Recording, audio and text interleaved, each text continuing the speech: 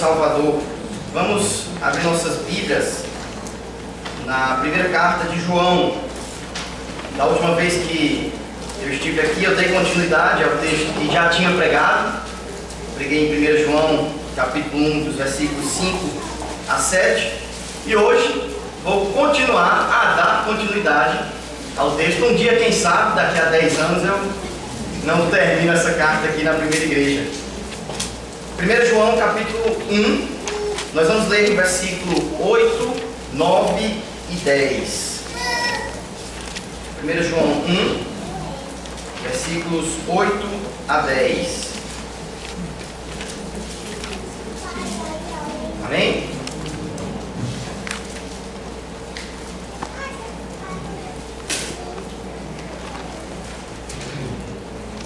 Diz assim, a palavra do Senhor, acompanha atentamente. Se dissermos que não temos pecado nenhum, a nós mesmos nos enganamos e a verdade não está em nós. Se confessarmos os nossos pecados, Ele é fiel e justo para nos perdoar os pecados e nos purificar de toda injustiça. Se dissermos que não temos cometido pecado, fazemo-lo mentiroso e a sua palavra não está em nós. Amém. Com sua cabeça, vamos orar ao Senhor. Pai Santo, Deus de infinita bondade, infinita misericórdia, Senhor, Criador, sustentador e consumador de tudo que existe, a Ti seja a glória hoje e sempre. Amém. Te agradecemos, Pai, por essa manhã tão bela, no dia do Senhor, onde nos reunimos para adorar o Teu santo nome, ouvir a Tua voz e sermos edificados com a exposição da Tua sagrada palavra. Nós te rogamos, Pai, que apesar de mim, pobre pecador, que o Senhor me use para trazer essa mensagem, esse sermão, esta pregação para a Tua igreja e que todos, inclusive eu mesmo, possamos sair daqui edificados, nos sentindo perdoados por Ti e preparados para lutarmos mais uma vez em favor do Teu reino. É assim que nós te oramos, em nome e para a glória de Jesus Cristo. Amém. Amém. Você já tentou dormir enquanto a torneira não está muito bem fechada e ela fica gotejando o tempo inteiro? Tem gente que não consegue dormir sequer com o barulho do tic-tac do relógio. Eu sou um pouco assim. É difícil dormir com barulho. Nós temos que estar atentos para que esses barulhos não interrompam o nosso sono. Tem muita gente que tira a pilhazinha do relógio, fecha a torneira direito antes de se deitar. Talvez você não tenha problema com o sono, com barulhos no sono, mas você tem um apreço muito grande pelo seu carro. E você sabe que quando a luzinha do carro acende, avisando que tem algum problema, chegou a hora de consertar, levar ao mecânico e ajeitar para que nada dê errado. Nada dê errado com o seu sono, nada dê errado com o seu carro.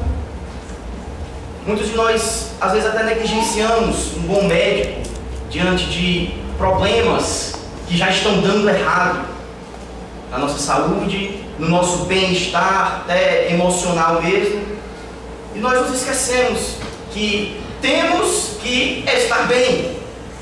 Vejam, o texto em que nós lemos, ele trata exatamente de algo bem parecido, de sinais que são dados de que algo vai acontecer. Não é que nós não vamos dormir ou que temos que levar o carro ao mecânico, mas que diante da nossa busca por comunhão para com Deus, existem alertas e coisas que podem nos impedir de termos comunhão com Ele. Esse texto ele nos diz que nós temos um problema, que nós somos responsáveis por esse problema, que nós precisamos resolver esse problema e caso contrário esse problema não seja resolvido, nós estaremos para sempre separados do Senhor. Não será uma noite de sono mal dormida, não será um carro quebrado no meio da estrada ou talvez uma doença que lhe ataque. Será a eternidade inteira no inferno. Esse texto, 1 João, capítulo 1, versículo 8 ao 10, lhe ensina nesta manhã que você precisa tratar o seu pecado a fim de que você tenha comunhão com Deus. É impossível ter comunhão com Deus sem tratar o seu pecado. Persistir num entendimento errado acerca do pecado só evidencia que você não tem comunhão com Deus, não tem conhecimento a respeito de Deus. É necessário confessar os nossos pecados, é necessário lutar contra os nossos pecados. E esse texto trata exatamente disso. Você não pode deixar de tratar o seu pecado se você quiser ter comunhão com Deus. A comunhão com Deus talvez seja a grande temática desse primeiro capítulo de 1 João. Ele começa falando que nós tivemos contato com o Verbo da vida que foi encarnado, que nós o conhecemos, o vimos, apalpamos, que ele é luz, totalmente santo, que nele não há treva alguma, que nós não podemos dizer que temos comunhão com ele se estamos em comunhão com as trevas. E agora no versículo 8 a 10, ele vai nos mostrar alguns erros e uma solução com respeito ao nosso pecado, a fim de que mantenhamos comunhão com Deus, com o próximo, e a nossa alegria seja completa. Esse é o grande objetivo de João. Esse é o grande objetivo do Evangelho, fazer comunhão com Deus. Entretanto, o pecado atrapalha isso. Esse texto, irmãos, ele é como eu gosto de dizer, um sanduíche. Ele tem pão, presunto e pão. E como todos sabem, o principal no sanduíche é o presunto. No versículo 8, ele começa falando sobre um problema a respeito do pecado. No versículo 10, outro problema. E no centro, a solução desse problema. No versículo número 8, nós vamos ver que temos que reconhecer que há pecado em nós. Veja o versículo número 8. Se dissermos que não temos pecado nenhum, a nós mesmos nos enganamos e a verdade não está em nós. Existem pessoas que têm uma certa arrogância espiritual e gostam de dizer que não tem pecado. É exatamente contra esse tipo de pessoas que João está se referindo aqui. Nós não podemos dizer que não temos pecado algum. E ele não está tratando aqui de pecados pessoais ou atuais, como muitos gostam de dizer, pecados que você comete. Mas ele está tratando exatamente de uma natureza pecaminosa. Veja o que ele diz: se dissermos que não temos pecado nenhum. Ele vai tratar do pecado pessoal apenas no versículo 10. Se dissermos que não temos cometido pecado. O que João está dizendo é o seguinte: você tem pecado. Você tem uma natureza pecaminosa. E você não pode jamais negar isso. Qualquer cristão que cair nesse erro de afirmar que não tem pecado, já está pecando. É como aquela pessoa que diz assim: olha, eu nunca menti na vida. Acabou de mentir. Irmãos, muitos cristãos têm aberto a sua boca para dizerem que são bons. E nós sabemos que bom só há um, que é o nosso próprio Deus. Muitos dizem que todo mundo tem uma boa intenção no seu coração, somos inerentemente bons. Lá no fundo do nosso coração tem alguma florzinha que nasce, é bela e é algo bom que nos motiva a viver o nosso dia a dia, pensando no bem de todos. O que a palavra de Deus hoje lhe diz é que você deve reconhecer que há pecado em você, e que tudo que você faz, tudo que você vive, a forma até como você interpreta a própria realidade, está sob o jugo deste pecado. Muitos chamam isso de pecado original, onde todas as suas faculdades estão subjugadas por ele, e não há nada que você possa fazer para se libertar desse pecado. O interessante é que muitos de nós tendemos a pensar que essa ideia de ter pecado, ela só começa em um dado instante da nossa vida, após completarmos 6, 7 anos. Mas não é o que o apóstolo João está dizendo. Nós temos que reconhecer que temos pecado, pois somos da linhagem de Adão. E todos aqueles que nascem dele são pecadores, independente de idade, sexo, cor, lugar, tempo. Crianças são pecaminosas. E o próprio salmista, Salmo 51, os irmãos conhecem muito bem: em pecado eu nasci, em pecado me concebeu minha mãe. A Bíblia também diz: o coração do homem é desesperadamente corrupto. Não há um ser sequer, ser humano, neste mundo, em todas as eras, desde Adão até a consumação do mundo, que não terá pecado.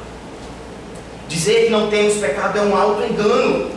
É o que ele nos diz: a nós mesmos nos enganamos. E a verdade não está em nós. É do nosso coração que saem os maus desígnios, inclusive o engano de mesmo achar que você não tem pecado. Isso é uma demonstração clara de que a verdade não está em você. Misericórdia, meus irmãos. Pois quantos aqui nesta manhã não têm vivido as suas vidas achando que não estão no pecado? E eu não me refiro a cometer pecado, mas sim a ter o pecado em si, a possuir o pecado original, como nós bem conhecemos. Isso é uma demonstração de que Cristo, a verdade, não está em você. Existem várias formas de dizermos que não temos pecado algum, principalmente na nossa prática. Isso evidencia muito, pois agimos como se não tivéssemos pecado. Quer saber como? Você com certeza deve ter entrado aqui nesta manhã com um sorriso estampado no rosto, feliz por estar vindo à casa do Senhor, como se você não estivesse pecando, ou não tivesse pecado. De fato, a casa do Senhor é um lugar de alegria e comunhão. Entretanto, você deve se achegar a Ele, reconhecendo a sua natureza pecaminosa, reconhecendo a falibilidade do seu ser, reconhecendo que você é um pecador e não merece entrar naquela porta para estar em comunhão com Ele nesta manhã e nem à noite. Uma atitude simples, mas que desvenda muito do nosso coração. Outra coisa, comparar-se com os outros. É impressionante como nós cristãos temos uma sensibilidade para encontrar pecados nos outros e não em nós. Nós vemos a desgraça da vida dos outros e dizemos: é pecado, é juízo de Deus, mas nos esquecemos de humildemente, abandonando a nossa arrogância, olharmos para o nosso coração e descobrirmos, se você não sabe, ou se lembrar, que a mesma condição do outro é também a sua. Sabe quando isso acontece? No noticiário, quando você vê aqueles estupradores, aqueles assassinos, e o seu coração bate mais forte, e a raiva toma conta de você, e se você fosse o juiz, o condenariam a pena perpétua, quem sabe pena de morte. Você é igualzinho a ele. Não negue a sua natureza pecaminosa. Reconheça que você tem pecado. Meus irmãos, nós não podemos nos comparar com os outros, mas unicamente com Jesus Cristo. Se quisermos olhar para a nossa natureza pecaminosa e reconhecermos, nós não podemos olhar para o pecado dos outros, não podemos condenar os outros, mas devemos olhar para o grande paradigma e o grande padrão daquele que não teve pecado algum, nosso Senhor Jesus Cristo. Veja que o apóstolo João ele argumenta nesse sentido. Quando nós dizemos que não temos pecado, é porque a verdade não está em nós.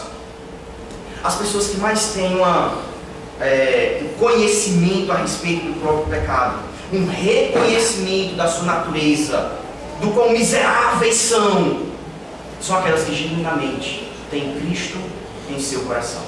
E a pergunta que esse texto faz a você é: quando foi a última vez que você chorou? Foi por causa do pecado? Foi porque você encontrou-se com o seu Salvador, seja na leitura da palavra, seja na pregação da palavra, e você viu o quão perfeito Ele é, o quão limpo Ele é, e você reconheceu o quão podre você é? Se você quiser ter comunhão com Deus e viver uma vida plena, de alegria, perene, é necessário que você reconheça Você tem pecado sim. Mas não apenas reconhecer que tem pecado. O versículo 10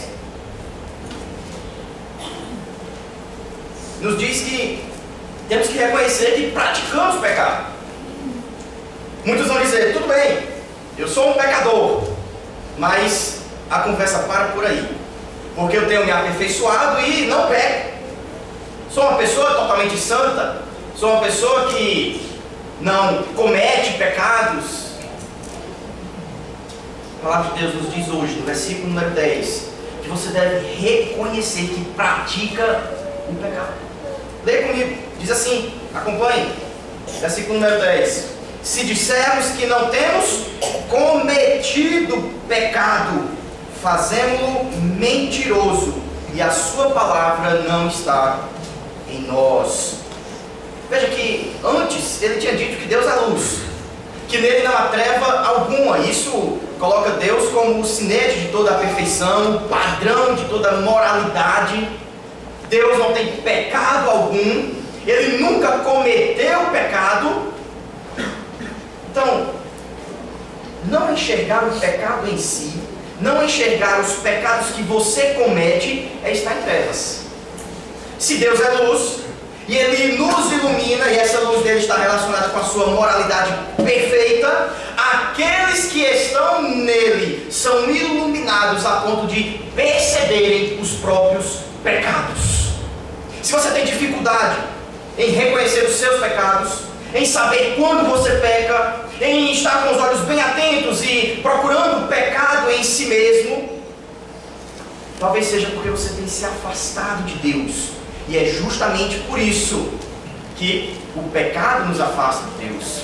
Quanto mais pecamos, mais nos afastamos. Quanto mais nos afastamos, menos iluminados somos. E estamos debaixo de trevas. E então nós vamos fechar mais os olhos aos pecados. Isso é um ciclo vicioso. E a única solução é Jesus Cristo. Nós pecamos, irmãos. E você não pode negar isso. João está aqui combatendo uma heresia chamada gnosticismo. Talvez você já tenha ouvido falar nessa heresia. Começou ali no primeiro século, mas se desenvolveu alguns séculos depois. E os gnósticos, eles diziam que a alma é boa, mas o corpo é mau. E Deus cuida da alma, mas o corpo jaz no maligno. Que tudo aquilo que é espiritual é bom, e aquilo que é material é ruim. Então, não importam os seus pecados. Se você é uma pessoa regenerada e lavada pelo sangue de Cristo, o seu espírito está tudo ok. A sua carne não interessa. Você pode pecar, pode cometer todas as atrocidades, isso só diz respeito ao seu corpo e não ao seu espírito, pois ele já está salvo. É mais ou menos aquela música que a gente já ouviu, né? O que o corpo faz, a alma perdoa. Irmãos, o nosso pecado pessoal, o pecado que você comete hoje, lhe afasta de Deus. Talvez você tenha vivido a sua vida achando que pelo fato de já ter sido salvo, regenerado, transformado, você não precisa se preocupar com os seus pecados atuais, com aqueles pecados que você comete hoje. Versículo 10 de 1 João ele diz que você não pode negar que tem cometido pecado. O crente não vive pecando, essa é uma realidade. Ele peca, mas não vive pecando. E veja, dizer que não há pecado pessoal em você é chamar Deus de mentiroso. O apóstolo João ele sequer mede as palavras, ele é bem enfático, bem objetivo. Diz: se dissermos que não temos pecado, fazemos-lo mentiroso. Você está dizendo que Deus é mentiroso. Vejam, todo o plano redentivo de Deus está ligado ao fato de você pecar. Já parou para pensar isso? Se não existisse pecado, não existiria plano redentivo, não existiria Cristo, não conheceríamos a misericórdia do Senhor, a sua graça, o seu amor para conosco. Tudo isso por causa do pecado. Quando você abre a sua boca para dizer que não comete pecado, você está querendo dizer que é o próprio Deus, pois apenas Ele não comete pecado. Ele não divide a sua glória com ninguém. Ele é o padrão de toda santidade. Torná-lo mentiroso, ou chamá-lo de mentiroso, é dizer que na verdade ele não é Deus, quando afirma que você não é Deus. Nós não somos perfeitos, irmãos. Nós temos que entender que enquanto não reconhecermos que cometemos pecado, nós não podemos dizer que Cristo habita em nós. Talvez você tenha vindo aqui nesta manhã com seu coração se regozijando de alegria, pensando: eu vou cultuar ao meu Deus, porque Cristo está em meu coração, porque Cristo habita em mim. Mas você tem vivido uma vida como quem não peca. Infelizmente, João está lhe dizendo nesta manhã que Cristo não habita em você. Se você diz que não tem cometido pecado, veja o que ele diz: fazemos mentiroso e sua palavra não está em nós. João, esse João que escreveu a carta de 1 João, é o mesmo João do Evangelho de João. E ele faz alguns paralelos entre o Evangelho e a sua carta com as palavras que são usadas. Aqui é a mesma palavra lá de João capítulo 1. No princípio era o verbo ou a palavra, e a palavra se fez carne e habitou entre nós. Se você diz que não comete pecado, você não tem Cristo em seu coração. É apenas quando Cristo habita no coração dos homens que eles passam a ter uma sensibilidade maior para encontrar em si os pecados cometidos diariamente. Sabe quando é que nós não reconhecemos que cometemos pecado? Quando você vai para a casa de alguém, passa uma temporada lá e quando vai embora diz assim: desculpa aí qualquer coisa. Já percebeu isso? Ora, você sabe que fez alguma coisa errada, você sabe que quebrou o talher, quebrou o prato, mas você não tem coragem de reconhecer o que fez de errado e simplesmente diz: desculpa aí qualquer coisa. Irmãos, Deus nos chama nessa noite para, reconhecendo os pecados que nós cometemos, termos uma sincera e direta, objetiva conversa com Ele a respeito dos nossos e cada um dos nossos pecados. Sabe quando é que você diz que não comete pecado? Na hora da contrição. Nós tivemos mais ou menos 1 minuto de silêncio na igreja para que você fechasse os seus olhos, orasse ao Senhor, pedisse perdão pelos seus pecados, mas você conversou, desviou seu pensamento, mandou uma mensagem no WhatsApp, cutucou o irmão do lado e se esqueceu de pedir perdão pelos seus pecados, ou no máximo você chegou a dizer aquilo que você diz quando vai na casa dos outros: Senhor, desculpa aí qualquer coisa. Você comete pecado e é chamado por Deus hoje para reconhecer cada um dos seus pecados. Meus irmãos, se você ainda não sabe todos os pecados, não conhece quais são todos os pecados, obviamente que nunca vamos descobrir, tendo em vista que Deus é infinito e a nossa pecaminosidade, o nosso pecado é contra um Deus infinito. Então, cada vez que pecamos, somos mais cegos ainda para descobrirmos. Mas uma boa forma de você estudar sobre o pecado e descobrir como você tem pecado diariamente é estudar o catecismo. Creio que a grande maioria de vocês são presbiterianos, conhecem os símbolos de fé da nossa igreja, mas quantas vezes você dedicou tempo para aquela parte do catecismo onde ele vai tratar de cada mandamento do decálogo? Primeiro, segundo, terceiro, quarto, até o 10º mandamento. E tem várias perguntas do tipo: como quebramos o primeiro mandamento? E ainda tem continuação e continuação em outras perguntas. Você já parou para ler o catecismo, maior, menor? Você jamais conseguirá ter uma percepção mais aguçada a respeito dos pecados que você comete para poder pedir perdão a Deus, se você não estudar a respeito do pecado. se você não estudar como você quebra a própria lei do Senhor.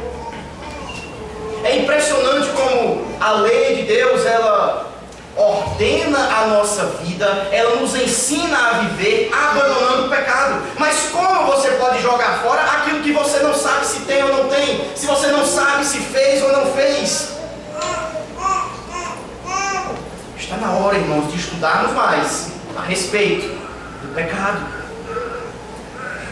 Você diz que não tem cometido pecado quando você nega que a sua situação atual, seja emocional, psicológica, não é fruto do seu pecado. É impressionante o número de cristãos que têm dedicado tempo a tratamentos com psicólogos. Tratamentos esses que não têm fundamento algum na palavra de Deus, que são fruto de uma antropologia falida, que prega que você não tem pecado, que o que acontece com você, que a sua situação hoje é fruto do meio, da sociedade, das coisas que acontecem ao seu redor, e não do seu pecado.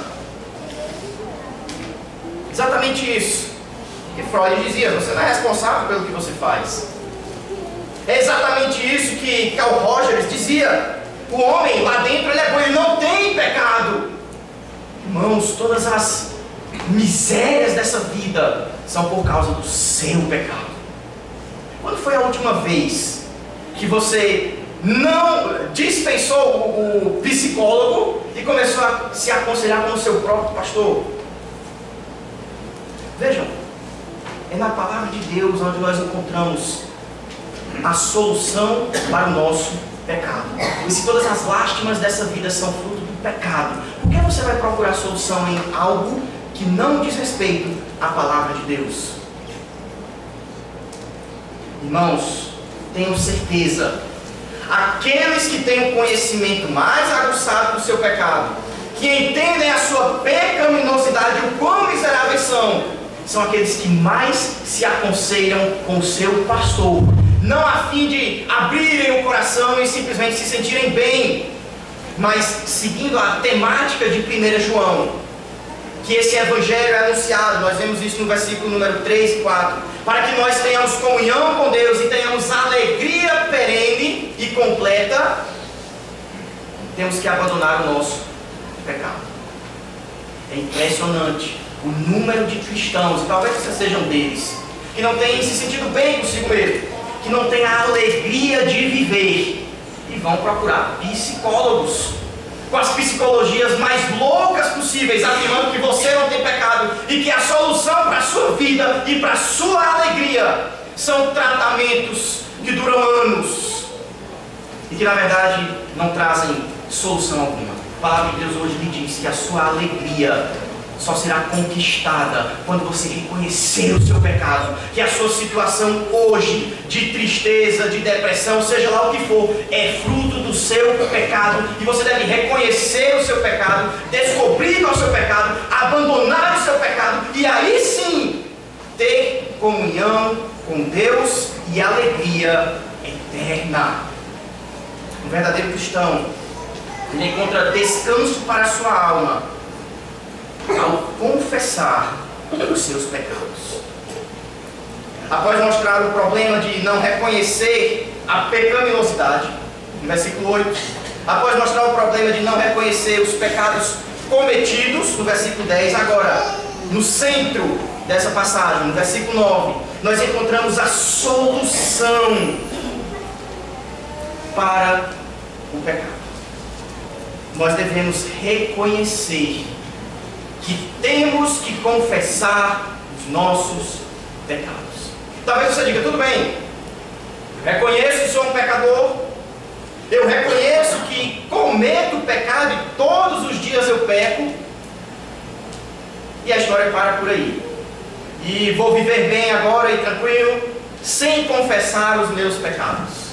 Mas a palavra de Deus nos diz no versículo 9, acompanhe: se confessarmos os nossos pecados, Ele é fiel e justo para nos perdoar os pecados e nos purificar de toda injustiça.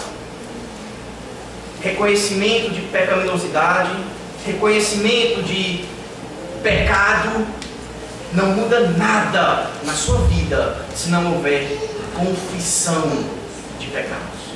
E é impressionante porque essa palavra confissão, se confessarmos dos nossos pecados, ela não está bem traduzida. A palavra no grego é homologar. Você sabe o que é homologar?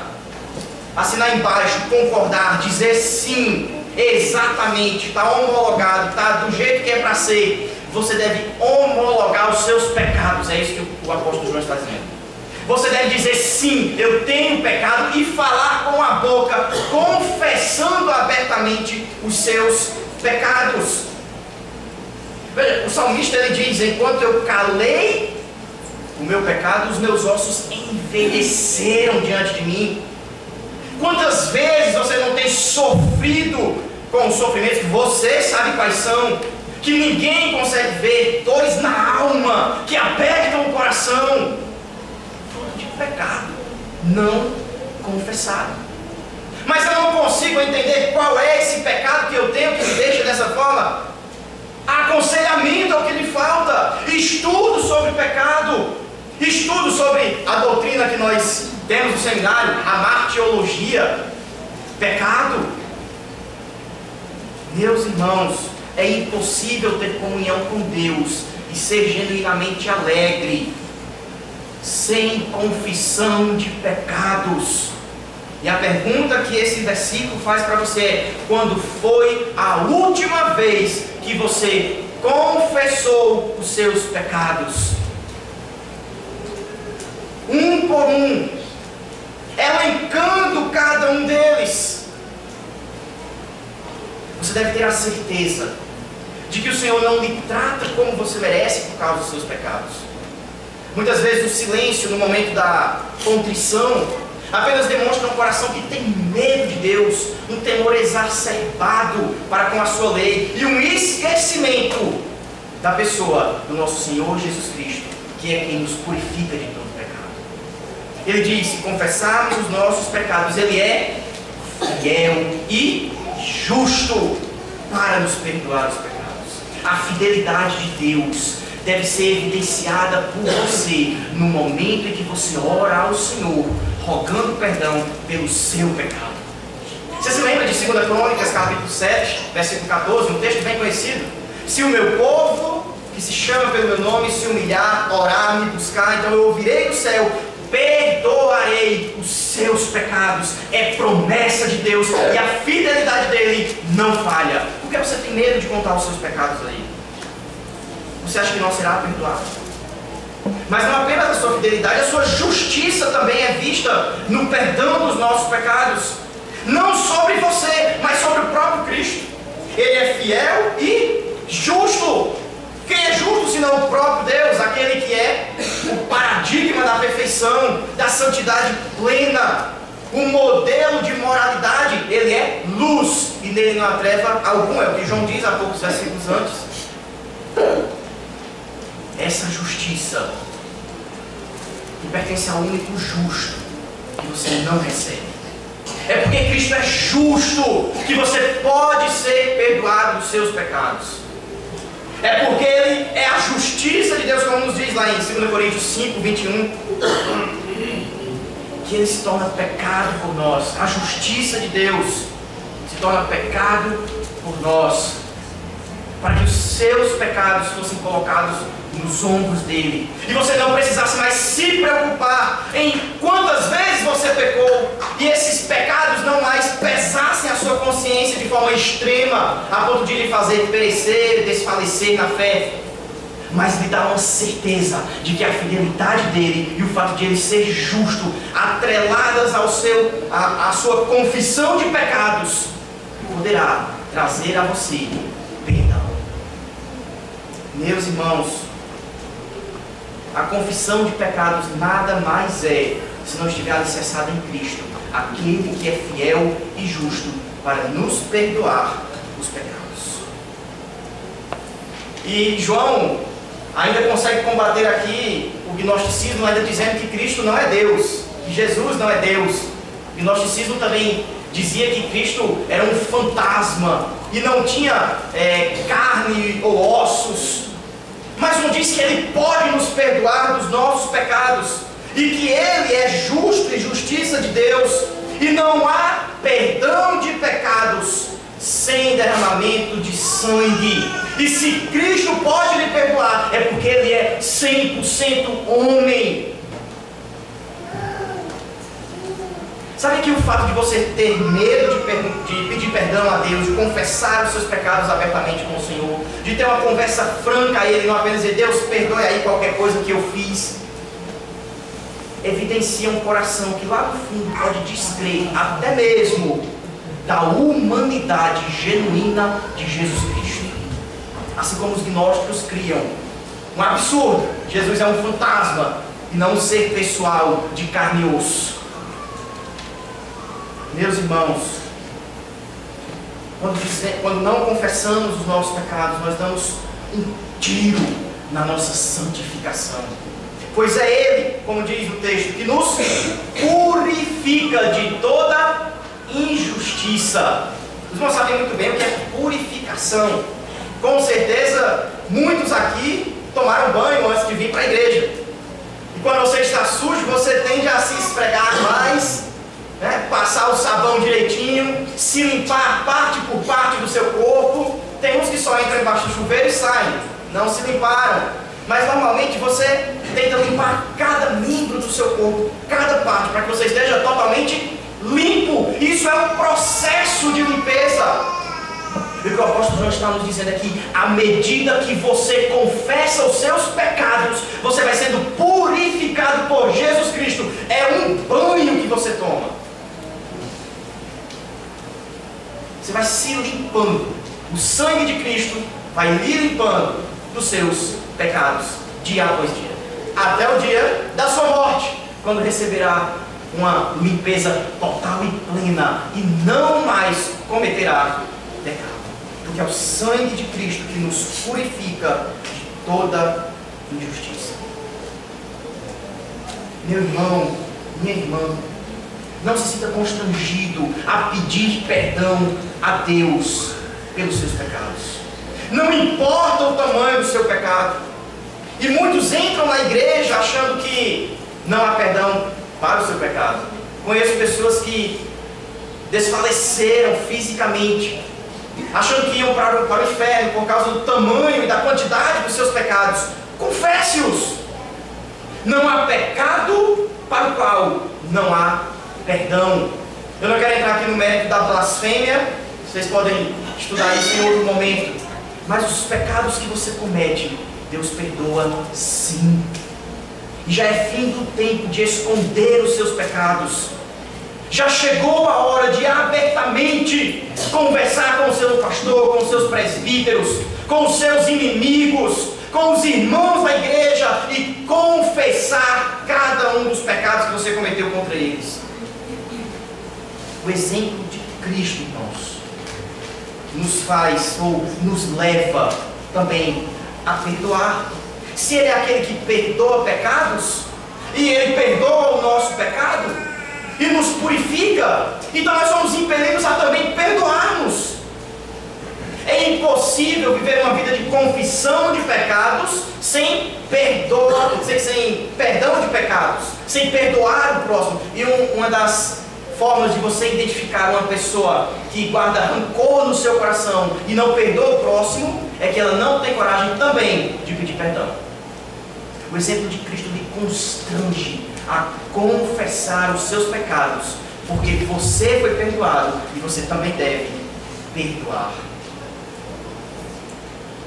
Irmãos, quantas vezes vocês no celular, a gente costuma fazer uma lista, de coisas para fazer durante o dia, durante a semana, uma lista de compras para não esquecer de nada. Está aqui uma boa dica se você tem dificuldade na hora que você se ajoelha na sua cama, no final do dia, orando ao Senhor. Se você tem dificuldade de confessar os seus pecados, comece a usar a listinha do seu celular para anotar os pecados que você comete durante o dia. E você vai começar a ter uma ideia bem mais clara de o quanto você é um miserável pecador e depende única e exclusivamente de Cristo para viver nessa vida. Irmãos, não deixem de confessar os seus pecados. Não percam a grande oportunidade do momento de confissão. Não vagueiem na mente de vocês. Confessem os seus pecados. Existe um ditado que acho que todos conhecem: errar é humano, permanecer no erro é burrice. Todos nós somos pecadores. Todos nós erramos. Mas esse texto nos ensina que insistir no erro é uma evidência de carência, de necessidade de Cristo. E talvez de falta de fé, de incredulidade. Errar é humano. Pecar é humano. Permanecer no erro, não confessar os pecados, é impiedade, não é burrice. É incredulidade, não é ser cristão. Aquele que confessa e deixa alcançará misericórdia e poderá sim ter comunhão com Deus e alegria perene e absoluta com Jesus Cristo, nosso Senhor. Amém? Curve sua cabeça e vamos orar ao nosso Deus. Senhor, Pai Santo, Deus que é totalmente puro e que diariamente tem nos purificado à medida em que nós confessamos os nossos pecados. Nós te agradecemos, Senhor, pela Tua Palavra, que nos ensina a respeito da nossa condição diante de Ti, que nos ensina que nós temos um problema e precisamos tratar esse problema, precisamos resolver esse problema e encontramos a resolução dele apenas em Cristo. Faça-nos amar o nosso Salvador mais e mais. Faça-nos amá-lo a fim de querermos ser como Ele foi, pensar como Ele pensa, agir como Ele age, e dessa forma abandonarmos mais e mais os nossos pecados e sermos tratados, purificados, santificados e transformados à medida dEle. E que nessa labuta nós possamos nos encontrar mais e mais em comunhão contigo e mais alegres e felizes, entendendo que é à medida em que nós confessamos os nossos pecados e os abandonamos que nós nos aproximamos do Senhor e encontramos a verdadeira e genuína felicidade, sendo como Cristo é. É em nome dele que nós te oramos. Amém. Amém.